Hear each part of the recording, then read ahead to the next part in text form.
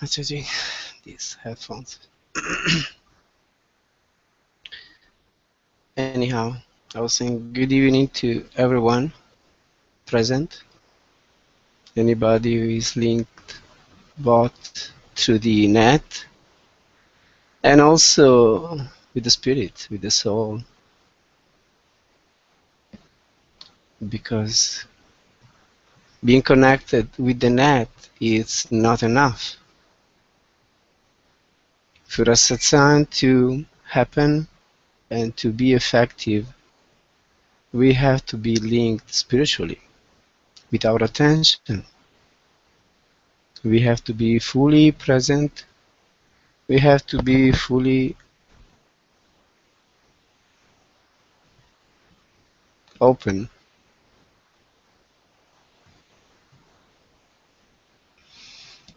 So, to begin this satsang, I'm going to sing a bhajan by Sant Singh again. It's a very nice one. It talks about love, devotion, surrender to the Master. He says, last weep at the door of the Master.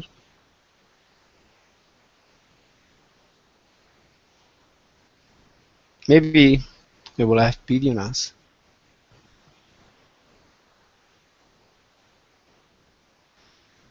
That's a nice song. That's a nice saying. Last weep at the door of the Master. Maybe he will have pity on us. Tears are the detergent of the soul. And Ajay Singh, with his devotional inclination, was a person who, in his quest for God and out of his devotion for his Sadguru, he shed so much tears that he had to undergo operations for his eyes. So anyhow, this is Bhajan by Sant Ajay Singh. Listen to it with all of your attention. I try to sing it with all of my attention, with all of my devotion, with all of my heart. You listen with all of your attention, with all of your devotion, with all of your heart. In this way, it will be effective, it will touch you deeply, it will help you to feel good, to maybe become intoxicated, because then we keep going with Rumi song. That is, finally, we are intoxicated. So let's begin becoming intoxicated with this bhajan by Sant Ajay Singh. Asa gurande dvare uttirona Shedman mere pe jaye asa chuk chuk dare te karona Shedman mere pe jaye asa Gurande dvare uttirona Shedman mere pe jaye asa chuk chuk dare te karona Shedman mere pe jaye Lira lira kare ke suhe Kasa fare ke bete buhe Lira lira kare ke suhe Kasa fare ke bete buhe Unta hanju anda hare parona Shedman mere pe jaye asa Gurande dvare utterona Shedman mere pe jaye asa Chuk chuk dare te karona Shedman mere pe jaye Dare tere te alak jagaye मोह मंगिया मुरादा पावे, दार तेरे ते आलक जगाए। मोह मंगिया मुरादा पावे, पावे दिन राती पे जाए करोना, शिद मन मेरे पे जाए आसा, गुरम दे दवारे उच्चे रोना, शिद मन मेरे पे जाए आसा, चुक चुक दारे ते करोना, शिद मन मेरे पे जाए। गिन गिन दिन में आसा लाया, मुश्किल दुखरे सहान जुदाया। गिन गिन दिन में आसा लाया, मुश्किल दुखरे सयान जुदाया। सदा मिल जाए कीते मन मोना, शिद मन मेरे पे जाए आसा, गुरां दे दवारे उत्ते रोना, शिद मन मेरे पे जाए आसा, चुक चुक दारे ते करोना, शिद मन मेरे पे जाए। मन दे फुरने सादे फेले, जन्म जन्म तो होगा ये मेले। मन दे फुरने सादे फेले, जन्म जन्म तो होगा ये मेले। धोबी बन के रुआनू पिया दोना, शिद मन मेरे पे जाए आसा, गुरम दे दवारे उत्ते रोना, शिद मन मेरे पे जाए आसा, चुक चुक दारे ते करोना, शिद मन मेरे पे जाए आसा, गुरम दे दवारे उना, शिद मन मेरे पे जाए आसा, चुक चुक दारे ते करोना, शिद मन मेरे पे जाए। शकीर पाल जी साई मेरे, बेटा अजायब दूना लाई दारे तेरे। शाकिर पाल जी साई मेरे, बेटा अजायब दूना लाई दारे तेरे।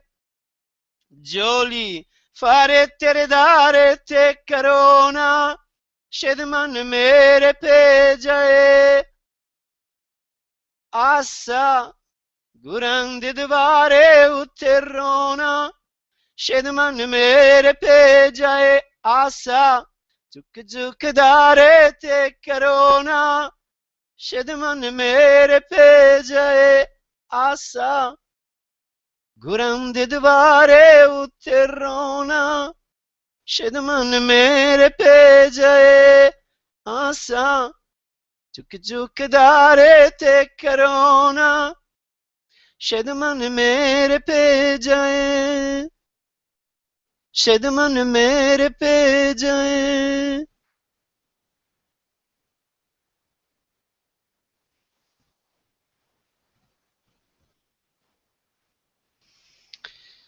Oh, Emperor Kirpalji, my lord, Ajaib is sitting at your door, practicing the austerity of meditation. Let's keep our heart open and let's stay at your door.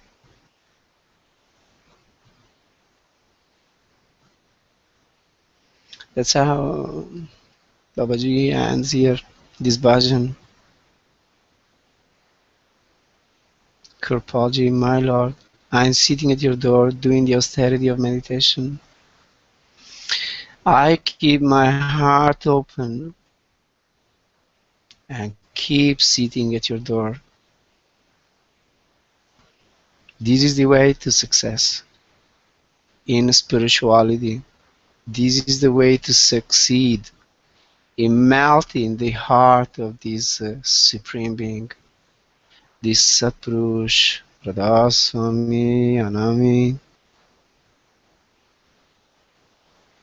He is only moved by our real devotion, our true intention, our sincere and open heart. If you're close, if we have opinions, thoughts in our head, then we are not open. Like in this satsang, if you're here with an open heart, then you will get the blessing. If you're here with prejudice, with concepts, ideas about this and that, then your mind will keep working, will keep being active, and you may get very few or nothing. But if you're present with an open heart, and you sit at the door of Sadguru with humility, with sincere intentions, then you get the blessing, definitely.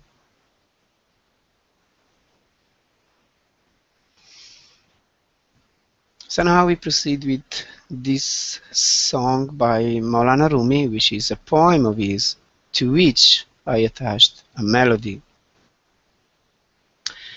It's a very nice song that we sing very often during retreats, because it's very inspiring about meditation. It makes it very clear how meditation works, what may happen through meditation, and how it may happen. The way by which it may happen, that we find ourselves deep into meditation. So this also listen with all of your attention. These I'm not going to sing in English, nor Punjabi, nor Persian, Iranian. It's a song which I get in an Italian book, so it's in Italian. Language is not important. There is no God's language. It is foolish. All the languages are divine. When we sing, anything we sing in any language with the full concentration, again, with devotion, with love, this is what makes a language holy. Otherwise, all the languages are just languages. So even a dialect can be holy if we sing anything in any dialect with the due love, devotion, and concentration. So this is in Italian. Finally, we are intoxicated, and our soul has departed.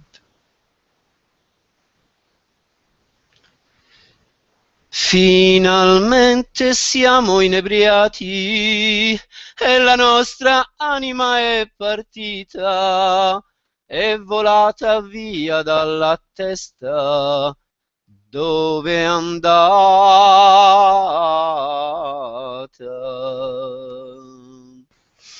Finalmente siamo inebriati e la nostra anima è partita, è volata via dalla testa, dove è andata.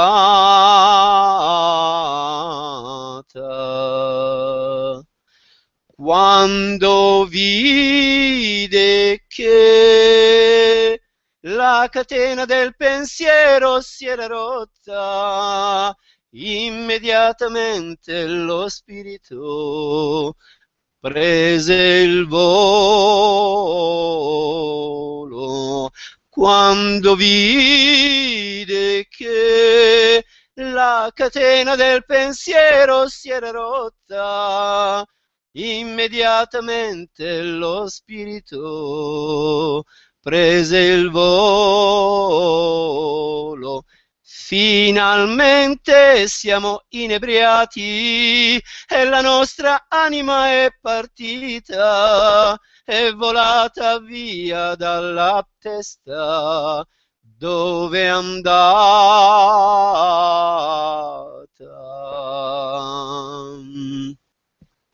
Non può essere andata in nessun altro luogo, si è certamente diretta verso l'espansione di Dio.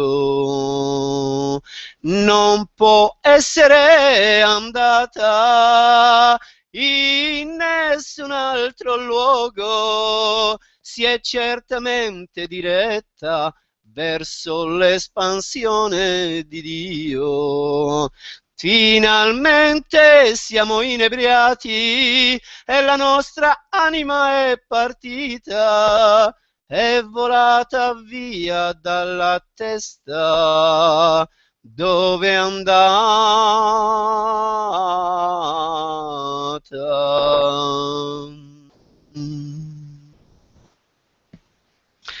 Non cercarla nel corpo, poiché è composta di aria, è un uccello dello spazio e si è involato verso l'alto.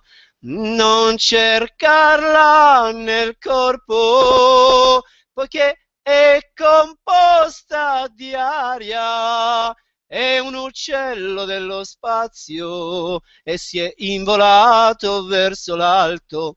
Finalmente siamo inebriati e la nostra anima è partita, è volata via dalla testa.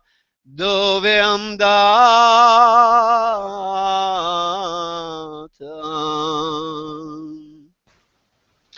E il bianco falco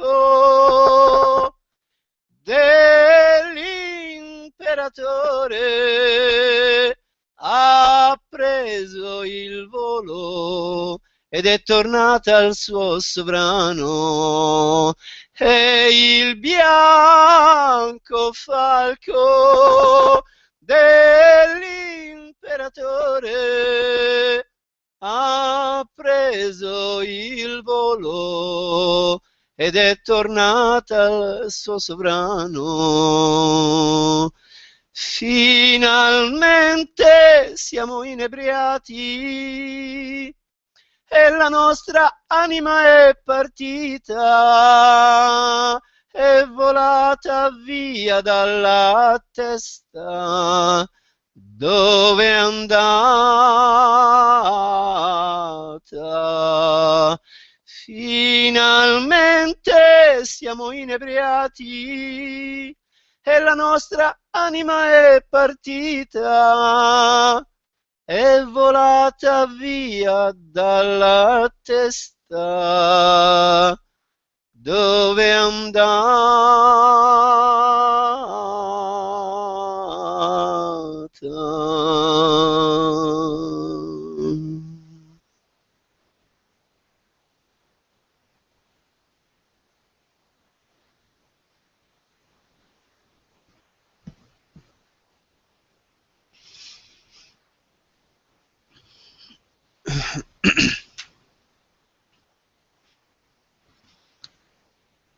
So please listen with all of your attention to this satsang.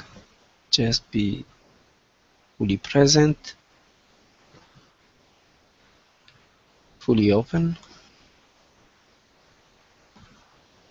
with a quiet mind, to focus the attention, so you may get the whole benefit that may be. So this morning I was wondering what poem to choose to comment on for this satsang. And it came to me that, well, after this retreat, we just had a retreat last week, from 25th of April to the 2nd of May. And what would be the most appropriate bhajan to sing for this satsang? I came that this song's poem and bhajan. Finally, we are intoxicated, and our soul is departed. It's gone. Is the most appropriate, because this retreat was so intoxicating. This retreat was such a wonderful retreat. This so much blessing poured on us by this invisible power, but this Supreme Sadguru. There were good intentions there also. People were open, were available, were happy to attend the retreat and finally get a chance to become intoxicated. Because it's very good to be intoxicated, isn't it? Well, I'm not talking about, wine or alcoholics intoxication. I'm not talking about drugs intoxication. That's a poison intoxication, a poisonous intoxication that burns down our brain, our neurons, and eventually makes us kind of mindless. That doesn't mean having no thoughts. It means having a kind of lost mind with no focus, with no capacity of control, of concentration, and so on and so forth. These capacities of focusing, of being attentive, of being absorbed into meditation, come when we have a very clear mind, when our mind is fully in its full potential. So the intoxication I'm talking about is an intoxication that comes when we do the spiritual practice. When we come together, we sing the praises of God, we sing these beautiful bhajans in any language. They might be Italian, English, Punjabi, Urdu, Sanskrit, whatever. As I said before, there is no holy language. A language becomes holy when we sing or talk in any language with full attention, with full concentration, understanding that we are talking about God's reality. We are talking about truth, how to realize it. We sing the praises of the Supreme Being with all of our devotion. So any language by this becomes holy. Otherwise, any language without this is unholy. Sorry. If you're convinced that Sanskrit is a holy language by any means, I'm sorry, I don't agree with you. Sanskrit is holy if we sing it, recite it, talk in it with devotion, concentration, attention, or any other language. Arabic, Hebrew, Aramaic, anything. So what makes a language holy, it's the fact that we use it in a holy way. So now I'm talking to you in English. English is for me very holy because what I'm saying it with all of my heart, with all of my attention, with my pure intention to provoke, to cause in you some kind of an awakening, some kind of a pleasure of listening to certain truths, to certain high thoughts, elevated thoughts, inspired thoughts, or teachings. So anyhow, This song says, finally we are intoxicated. And after this retreat, finally we are intoxicated. Those who attended, they definitely felt this very beautiful intoxication that makes you feel so happy, makes you feel so full, so saturated with His presence, with His holy presence.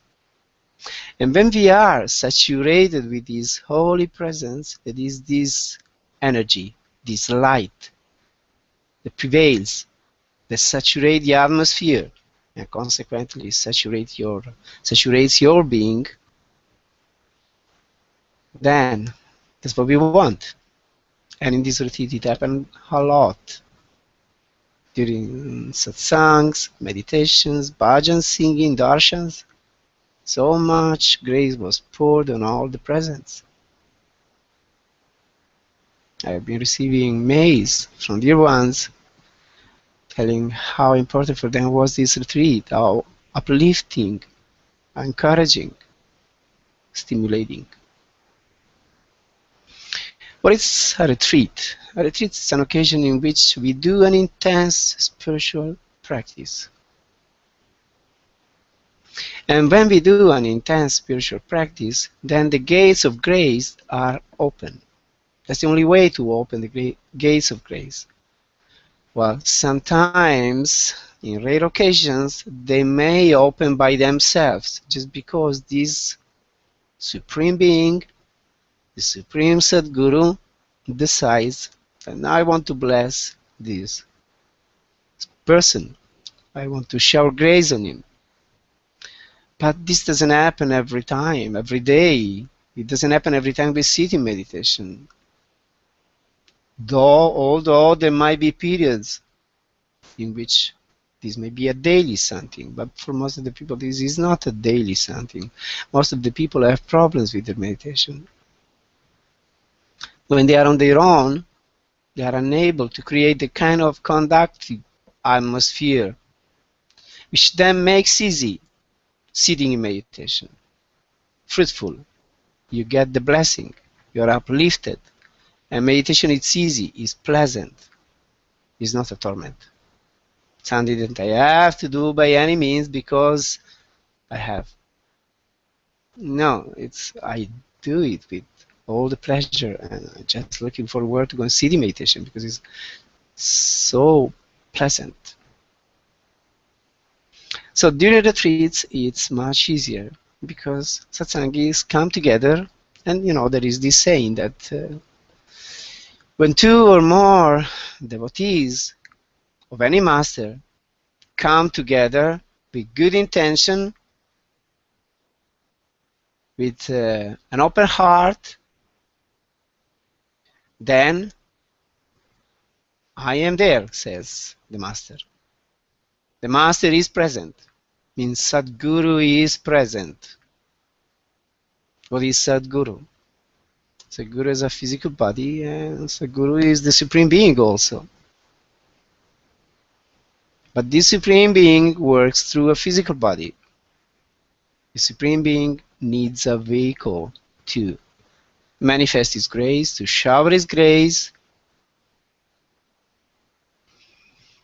So, we are grateful to that human pole through which we get the blessings. So anyhow, when we come together and we sit together singing the praises of God, trying to focus the attention, look within, look in the eye focus, it's called Tisratil, third eye, in the middle of our forehead, we focus there our attention, we do the Simran, then we get to maybe reach this state of Dhyan, the state in which our attention becomes so focused, like a flow of oil. Sant Jai Singh used to say, your attention is to be continuous, like the flow of the oil. It's a continuous something. Like this therapy in Ayurveda, like the Shirodhara. There is this constant flow of oil which goes there to the Ajna chakra, or it's called in Ayurveda Stapanamarmi. By this constant flow, maybe this gland, the pineal gland, it's activated, and you begin perceiving something at another level.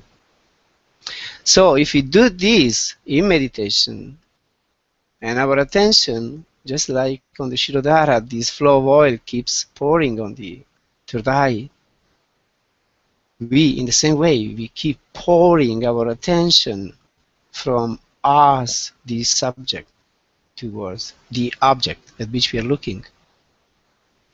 Then maybe the third eye opens, the inner eye opens, the inner vision opens, and we begin seeing the light, this divine light, the light of God. It's a great something, the light of God. People have no idea about what the light of God is, if there is any light of God. But if you get to open this inner vision, this third eye, by a constant flow of attention, then you begin seeing the divine light, the inner light, the light within, the spiritual light. And this is a great experience. All the people who have a very deep merging into the light, they get transformed by this light. They begin becoming different kind of people. So anyhow, Maulana Rumi, is this song, is telling us that finally we are intoxicated and our soul has left, has gone. Where is he gone? He asks. And anybody would ask if you tell, our soul has departed, my soul has departed, has gone away. Anybody would say, where is he gone? So where does he go when this soul departs from this body, leaves this body? Master Kripa used to say, we must learn to leave the body at will. It's a great something. Get to the point of leaving the body at will.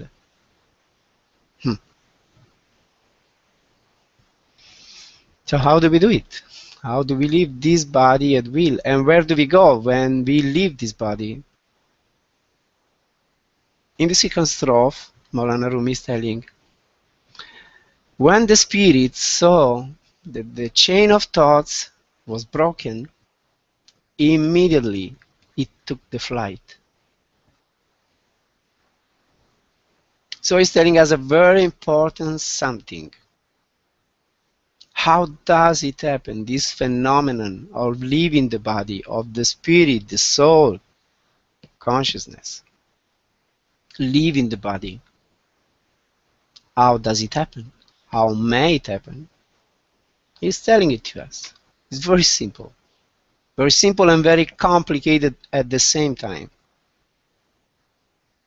If we are able to break the chain of thoughts, then and only then our soul leaves the body. There is no other way. As far as there is mind, as far as the thinking process keeps going, there is no way to leave the body. There is no way to withdraw from this physical body and go beyond. Master Kripa used often this terminology, this way of saying it. Withdraw from the physical body and go beyond the physical body. How do we do it?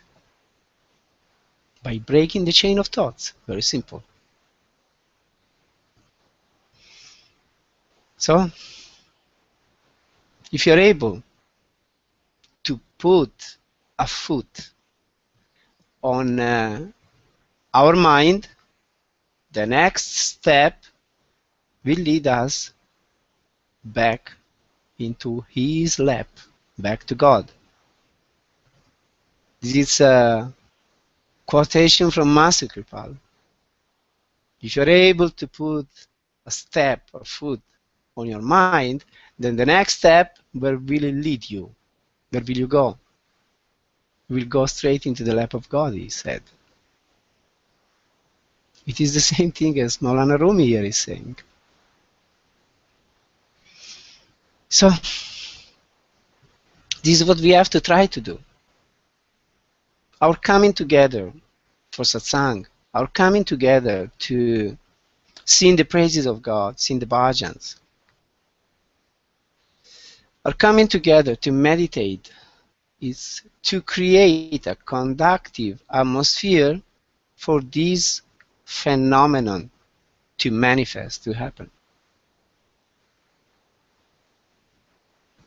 So, we need a conductive atmosphere. Master Kripal used to say, when you sit in meditation, sing a couple of bhajans, create an atmosphere, a conductive atmosphere for meditation.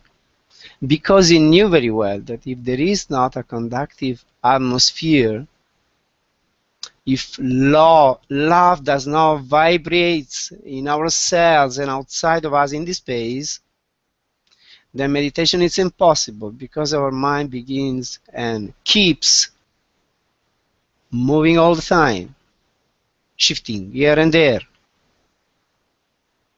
jumping here and there, like a crazy monkey. And especially when we sit in meditation, it will bring back, it will bring up all possible ideas, all possible bright ideas or dark ideas. Sometimes the mind tries to trick us with good ideas, with bright ideas. We sit in meditation, we begin pondering over something. Sometimes the mind uses other tricks, other methods, frightens us with some crazy ideas, frightening ideas. So any means are good for the mind to keep us stuck into this thinking process. So unless we create an atmosphere, unless we charge up the atmosphere with our feelings of love, with our devotion, with our intense calling through the singing, we won't be able to meditate. If you pretend that, you get up in the morning, drowsy, heavy, because of the sleeping, and maybe you don't even go to wash your face, it would be very good to have a shower even, but at least wash your face, wash your eyes, rub your eyes, massage your eyes, because the eyes, when we get up, they are full of sleep. So if you do this, then maybe we drink a chai, maybe we can also do some asanas, some little bit of stretching, just to make our body fully fit. Then we sit down, maybe we burn an incense, again, to create an atmosphere. Then we sit down in peace, we sing a couple of bhajans. So, this devotion, this loving feeling keep surging up within us, raising up within us. And as they raise within us, they also raise in the atmosphere around us. Because in actuality, there is no inside, outside. The two things are very much linked, interconnected. When we are charged up within ourselves, the atmosphere outside of us is also charged up. Anyhow, if we do this, then we begin feeling fully alive, fully attentive, fully focused. The atmosphere becomes charged. We begin perceiving the presence of Sadguru power, as we say on this path. his presence. We may say by using the Sufis expressions like Rumi used to use, the friend, the beloved. We begin feeling the presence of this our dearly beloved. And so we feel so good, we feel so uplifted. Then we close our eyes, we look into the middle of what we see in front of us, in the middle of our forehead, and we steadily keep looking there to help ourselves again breaking this chain of thoughts. What we do also, we call on him. We keep calling on him by repeating his holy names, by repeating the Simran.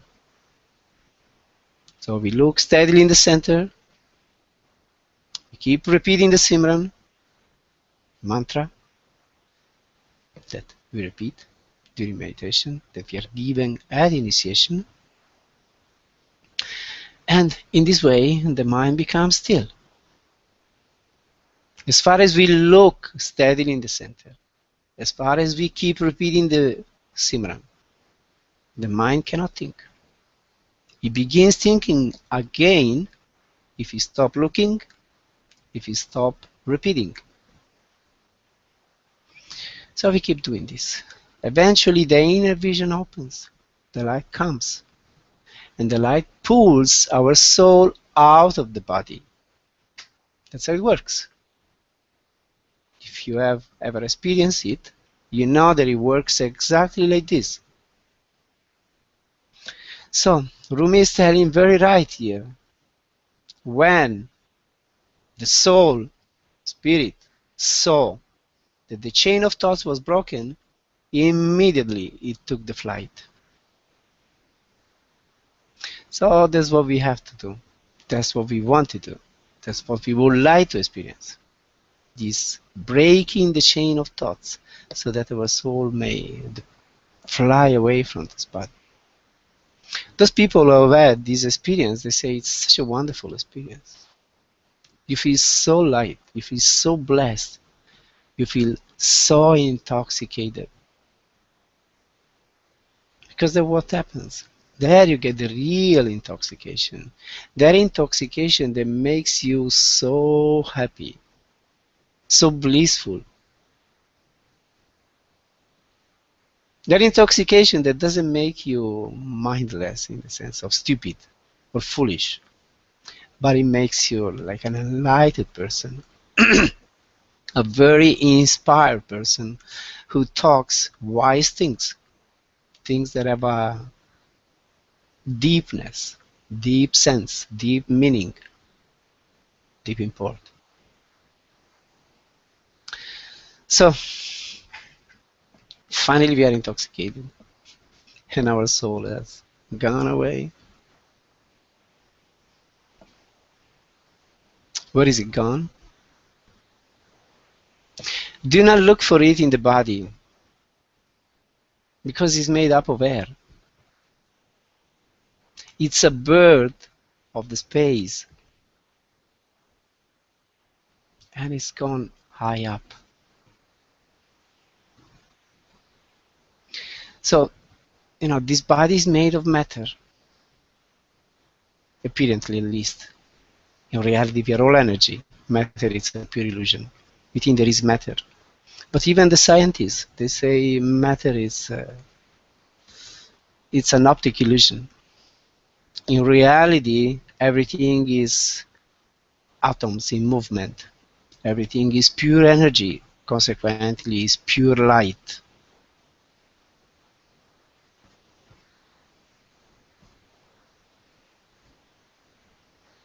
So do not look for the soul in the body anyway. Even if you think the body is matter, it's okay. The body is matter. We perceive it as such. Let's go by what we perceive. It's important to be real in life. If you ever have an experience in which we realize that we are not this body, that this body actually is not matter, but it's just energy also, then we may say it. But until we don't have this experience, we may say the master says so, but I never experience it. It's important to be real in life. But anyhow, here Maulana Rumi, who had these kind of experiences, he's telling us that look, do not look for this soul in the body, because the soul is made out of air. Means it's made out of energy, it's made out of light. It's not something heavy as this body is, that undergoes the law of gravity. No, the soul doesn't undergo the law of gravity. It can fly away from the head, because that's from where it flies off, from the head, he says.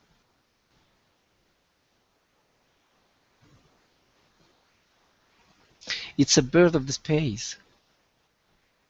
The air is the soul is made of air, is made of energy, is made of light. And consequently, it's a very light something, a very subtle something. It's not material. People say, I've never seen this soul. I never seen this spirit. I've never seen this consciousness. But they don't even understand what they're talking about, because they themselves, everyone is a conscious being. First of all, we are conscious. We have a consciousness. But most of the people are not aware of having a consciousness. Most of the people are not even aware of having a thinking mind.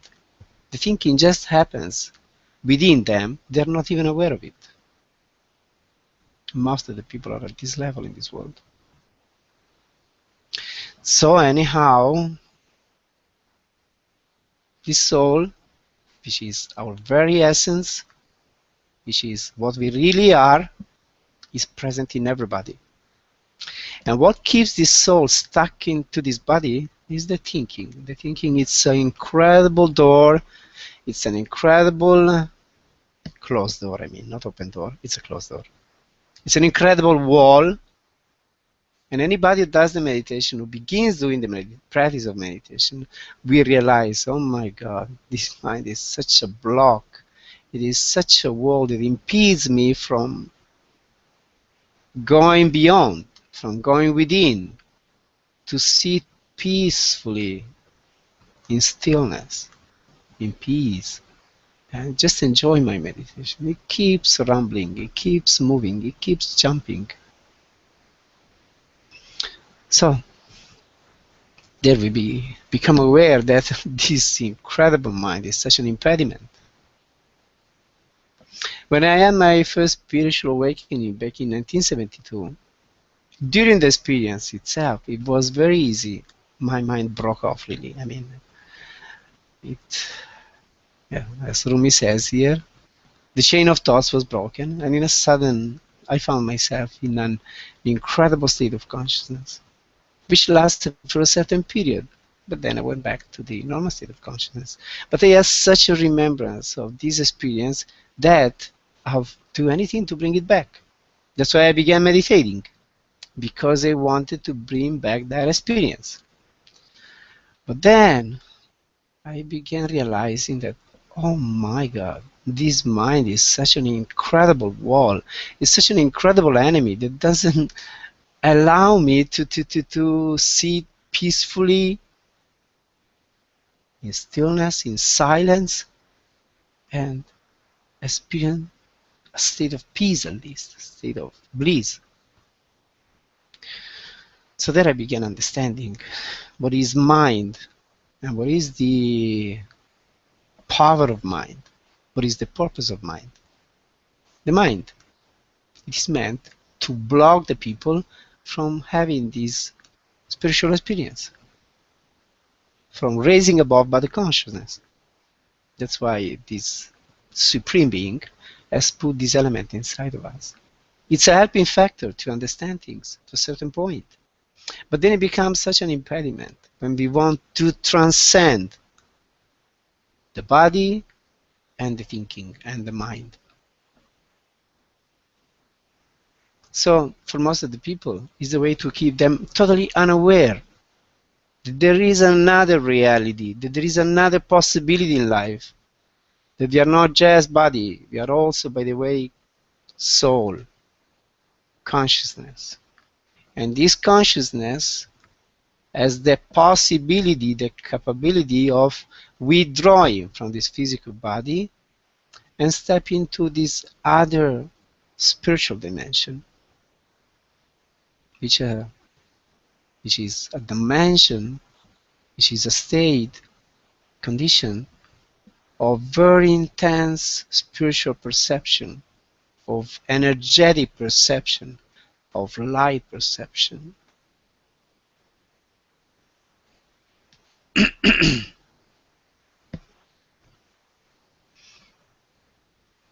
So it is only when the chain of thoughts breaks that the soul immediately takes the flight.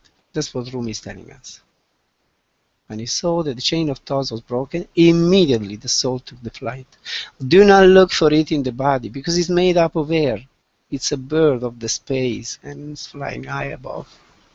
As soon as we get out of the body, the pull is so strong, the pull of Naam power, sharp power, is so strong that it pulls us very far away from this body.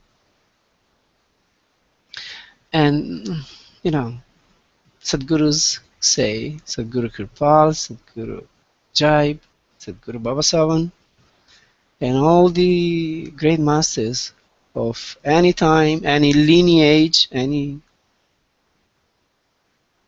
part of the world, more or less they say the same thing, that this is the possibility for we human beings. We have this potential. We can withdraw from this body. We may experience ourselves as a pure consciousness, pure spirit, as light. And when this happens, then we have that supreme experience that we human beings may have. We didn't come in this world, we didn't come in this body just to eat, work, to make our living, eat, sleep, fight with diseases all of our life, fight with dirt. That's another thing we fight with all the time in our life, because things keep becoming filthy and dirty, and we have to fight with this dirt all the time. This is another battle in life with microbes, bacteria, viruses, and so on and so forth. It's a continuous fight with diseases and with dirts of all kind. Fight with the mind, with the thoughts. So we didn't come in this world just for this. Enjoy the great pleasures of the senses. Yes, okay, they are part of life. Everybody does. But this is not the real purpose of life. I mean, everybody may have this. Not just humans. Even animals have this. Even insects have this. So what's different? What's the difference between a human being, the animals, the insects, birds, fishes, and so on and so forth? All the other creatures of this vast creation. The difference is that we have this potential of experiencing this other level of consciousness, the spiritual one. The human being has this capacity of having a mind, understanding reality, understanding that this is the purpose of life. Finally, if one is enough intelligent, enough deep person, with a profound thinking mind, we come to the conclusion that, my God, we are something more than animals. We are something more than other creatures in this world. We have this thinking mind. We may understand things. And also, we may come to the conclusion, by pondering deeply over reality, that we are not this body. That there is another element in us. There is consciousness working in us. There are emotions, feelings. Sometimes we experience, anybody, moments of incredible peace, and something like a joy comes from within, because whenever we are able to come into a state of even slight light peace, simple state of peace, in a relaxed mood, we experience pleasure of living, something that everybody remembers. Oh, I went to the place that time on that occasion, there was such a peace, and I felt so good. My mind wasn't jumping and running, and was very peaceful. Then I felt so good. So you can imagine, if your mind stops thinking altogether, how you feel. You feel wonderful.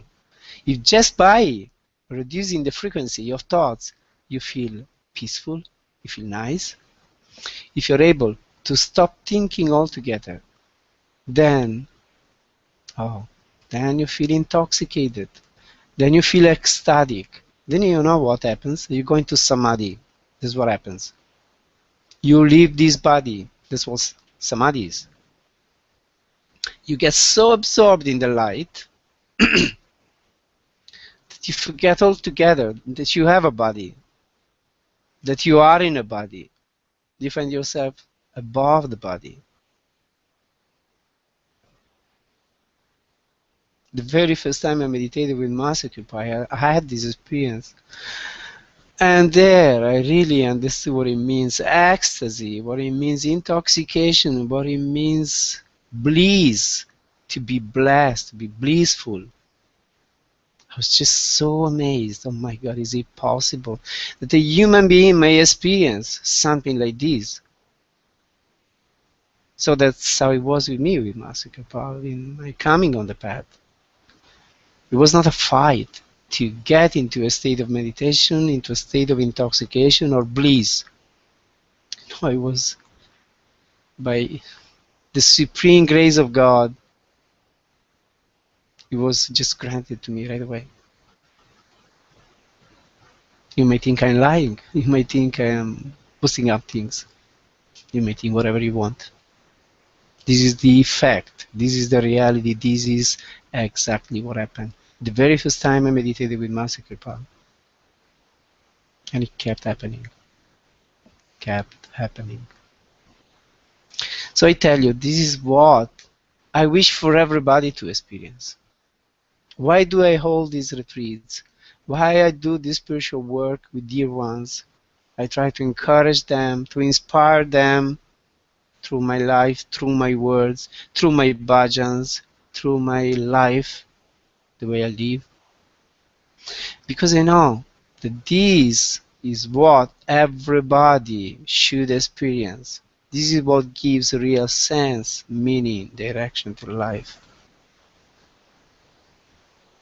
This is the supreme experience of life. Getting absorbed into the light so much that you forget who you are. So much that you merge into Him and He stays and you disappear. You as far as ego is concerned. Not you as far as soul or consciousness is concerned. It is the ego that disappears. In Italian it's very nice, this phenomenon, because, you know, ego, I, it's io. And God is Dio. So when there is no more io, there is Dio.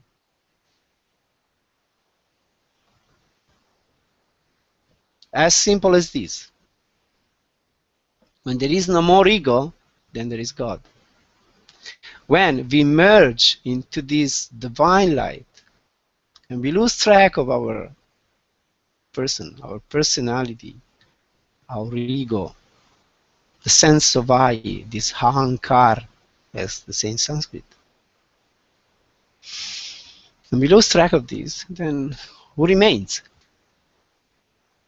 Just Him remains. This friend, this beloved, this our dearly beloved.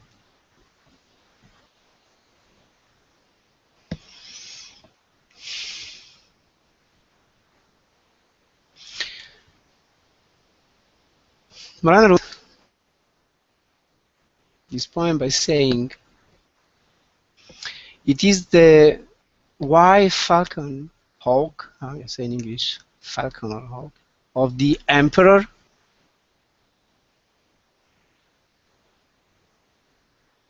It has taken the flight, and where did it go after taking this flight? It went back to its emperor.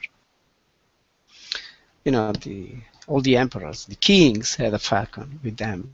You carry messages. It's a stereotype something. The king has a falcon. So this falcon, which is the soul, which is the consciousness, spirit, it is stuck in this body, just like the falcon of a king flies away and gets stuck into a nest, something, to a trap. So it cannot fly away anymore. Can't go back to the emperor. The same way, the soul is in this body, comes into this body, gets stuck into this body, gets stuck into the state of obliviousness, of forgetfulness. Doesn't remember anymore that there is an emperor there waiting for him, for this falcon. So eventually somebody must remind to this falcon that, look here, you're not meant to stay trapped here, stuck here where you are. This is an illusion. You're not a citizen of this place. You're not a prisoner. You are the falcon of the emperor. So you, soul, you are not this body. This body is a trap in which you're stuck. You know what you do? Just get out of it. As simple as this. Try, find means, ways to get out of it. Just free yourself. You're stuck. You're in prison. You're trapped. You know what you do? Try to get out of it. It's for your good that I tell you. So if this soul eventually listens, advises, and tries and finds ways, then maybe he understands that if I'm able to, skip away by not letting this my dictator, this something that imprisons me. No, and I just get out of this place very silently, in silence, and he doesn't notice, then maybe I can go back to my place, to my true home, where there is my great emperor waiting for me. So this imprisoner, this mind, maybe sleeping at some point, falls asleep, becomes silent, the chains of thoughts breaks, and then the soul, the consciousness flies away. It's very nice. When this happens, then, oh, it feels so good. We are free, can you imagine? We are again free. So we are in the space. And where do we go? We go back to our emperor. We go back to our supreme Sadguru. We go back to the kingdom of light. We go back to the region of truth. Sachkhand, Satlok, Radha, Soami, Anami. Ah, great. You've done it. You think it's a play? No, it's not a play. This is what we have to do. This is the goal of life. This is the purpose of existence. And we have to do it. By the grace of God, if you get to find a Sadguru, let us be smart. Let us take initiation from this Sadguru. Let us follow his teachings. Let us stick to the path that he indicates to us. Let us follow it. Do our best. Let us meditate daily after we take initiation. Let us develop this capacity of leaving the body at will. Let us keep the company of the Master, that Master that we love, that we understand. He is the human pole through whom God showers His grace on me. So, for me, this human pole was first Master Kirpal, then he became Sant Ajaib. I recognize that they were the human pole through whom God was showering His blessings, His infinite grace on me. I never forgot about it. I never allowed my mind to trick me out and think that it might or could be different.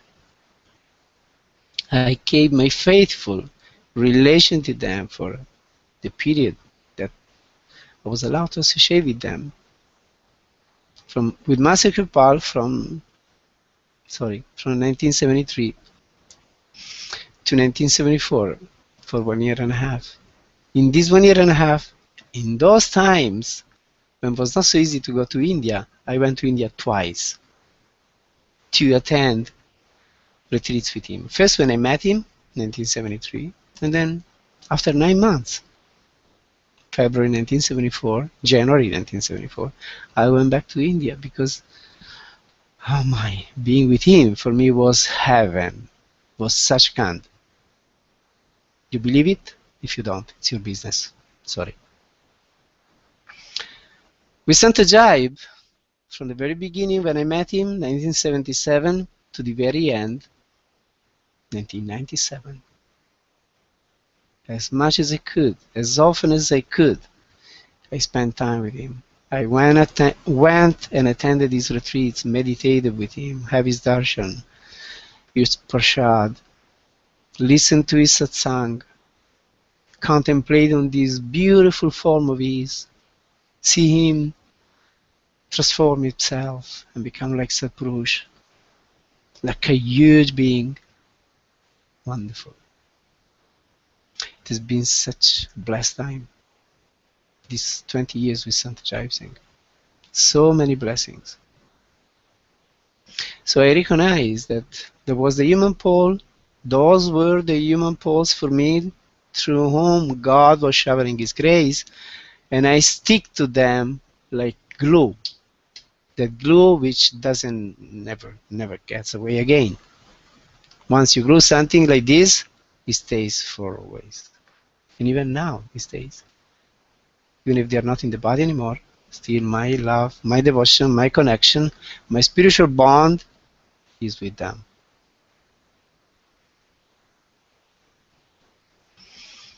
So, last time I said that it would be nice if you also have a bit of a meditation together. So now, I will sing a little bit this, what I call public mantra, public simran, which I use single ways when we sit in meditation together. And you listen to it again with all of your attention. Try to interiorize yourself, to go within as much as you can. If you want, from your place, you can also sing it with me. And then I will guide a bit in meditation. And we meditate for some 15-20 minutes. Let's see how it goes. This is the first experiment that we are doing of this kind. So please try to follow. Try to listen again with all of your attention. Open your heart. Still your mind.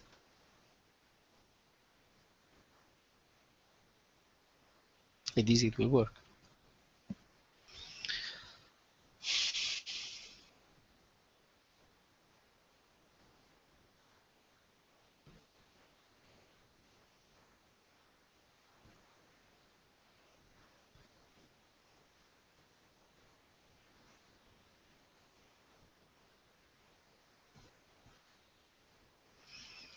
Satnam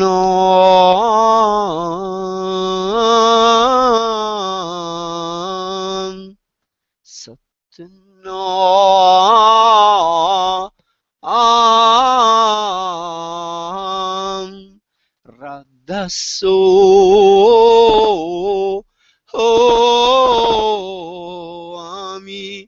Radha Soami,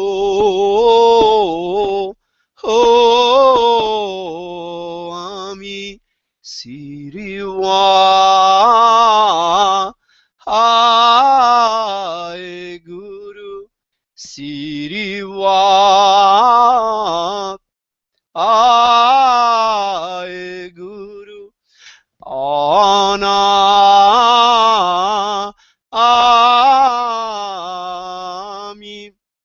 Anami,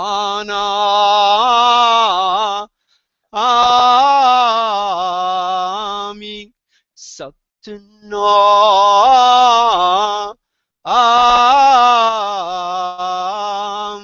Satnam,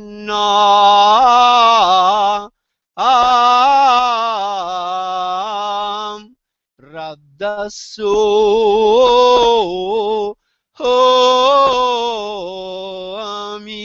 Radha Soami,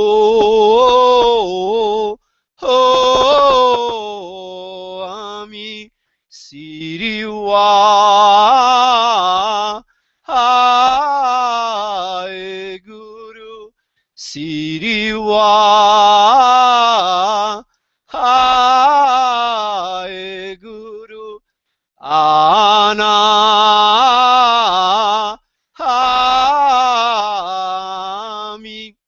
Anami,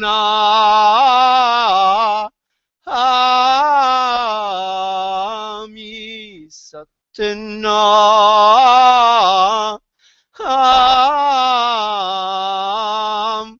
Radha Soami,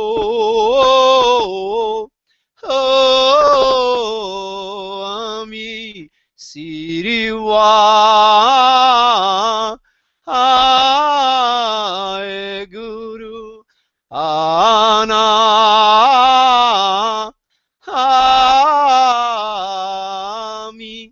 Anami,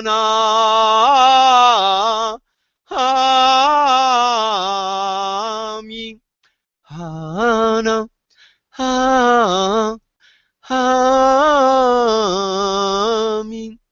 Anami.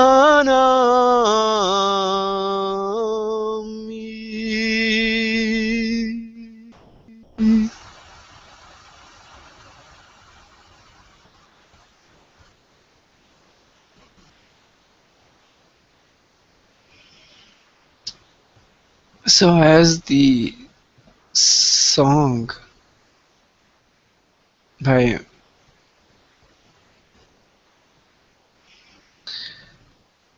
great Maulana Rumi indicated to us, we have to succeed in breaking this chain of thoughts.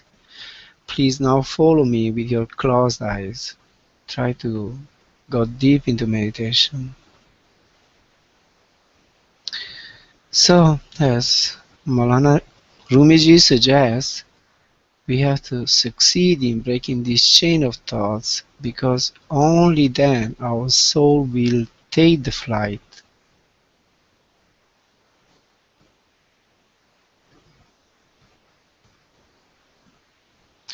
And once it takes the flight, then it goes high above this physical body.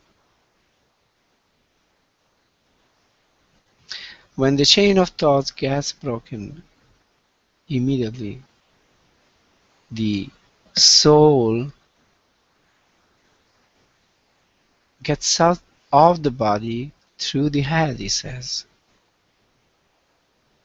It goes out through the head. So we are told that when we sit in meditation, we have to focus our attention in the middle of our forehead. There's a place which Rumi mentions here. There's the third eye, the Tisratil. It is the place from which the soul gets out of the body.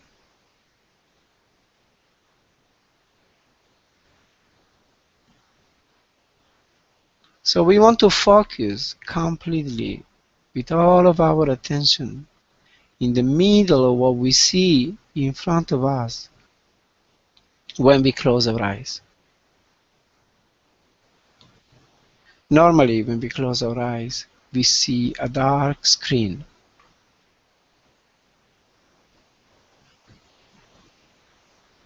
Dark curtain.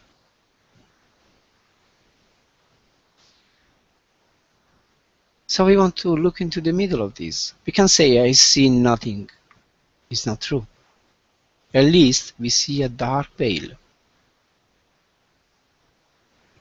So we want to focus in the middle of this dark veil and keep looking steadily in the center. We don't care about anything of what's happening in the body, the breathing that goes on, the heartbeats, all these physiological functions that are automatic. They don't need our attention.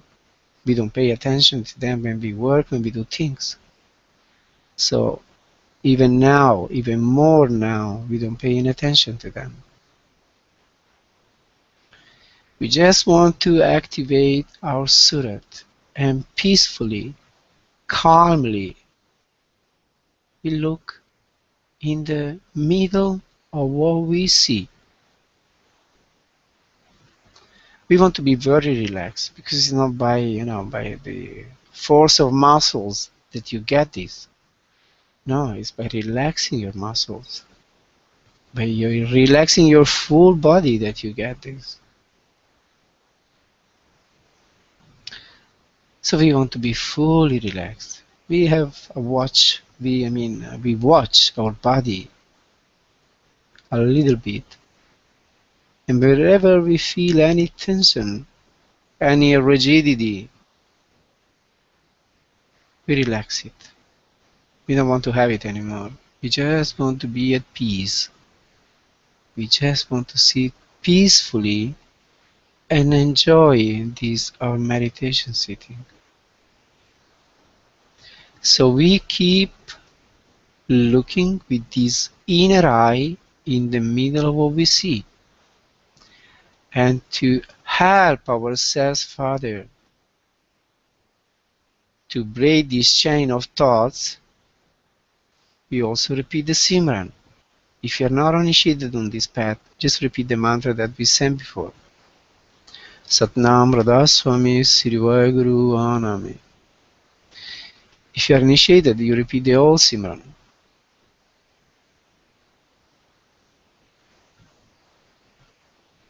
So the only two things we want to do, keep looking in the center. Keep calling on Him by repeating the Simran.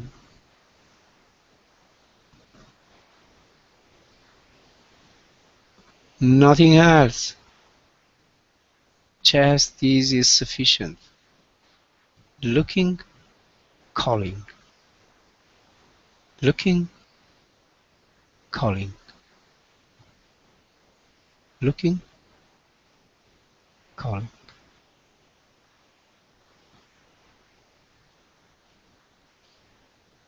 So may our Supreme Sadguru bless us.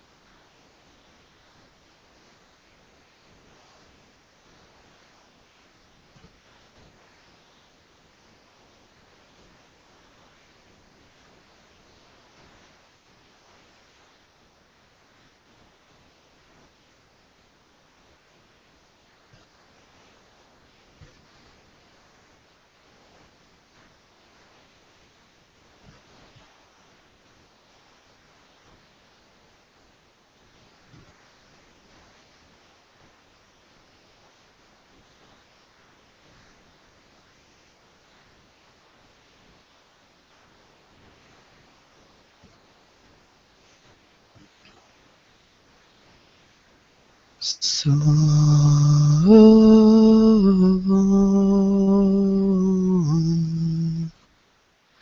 Kirpan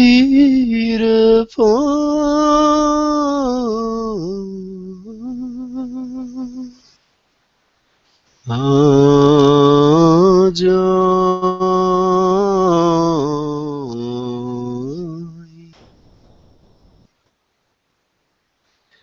Someone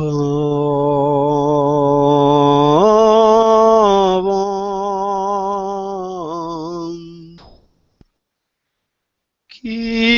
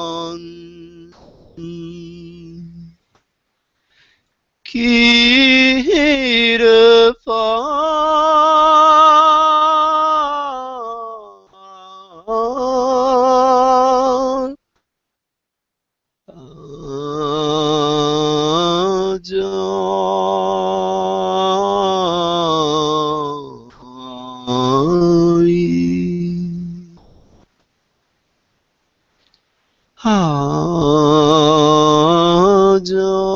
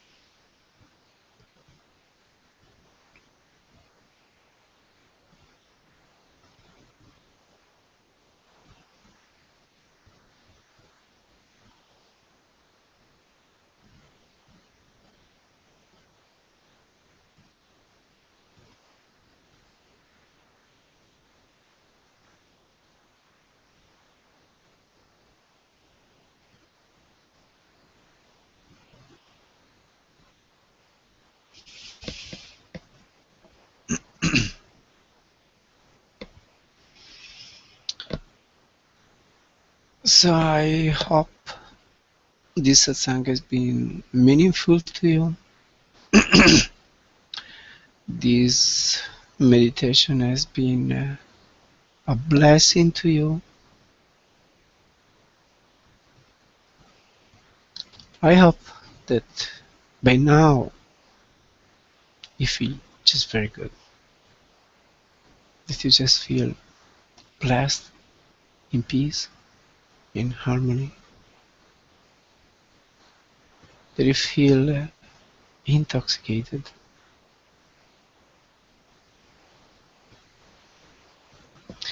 that you might have experienced partly or more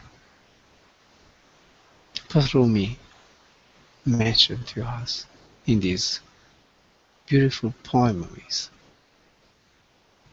this beautiful song of his.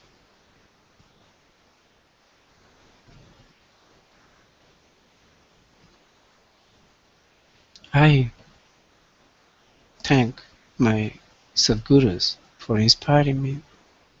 Whatever I've been saying, I never take it to be mine, to come from me. It comes from them, and it's to be given back to them with tribute, with dedication, love, with gratitude. You know what? Let's be grateful for everything, even for the problems of life, because they teach us something. Even for the troubles, they also teach us something. Let's always be grateful. Let's be a grateful man, not an ungrateful one.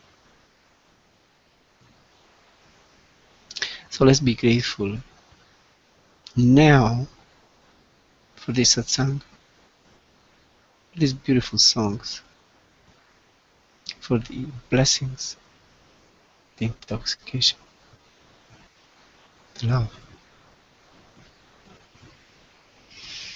May God bless all of us.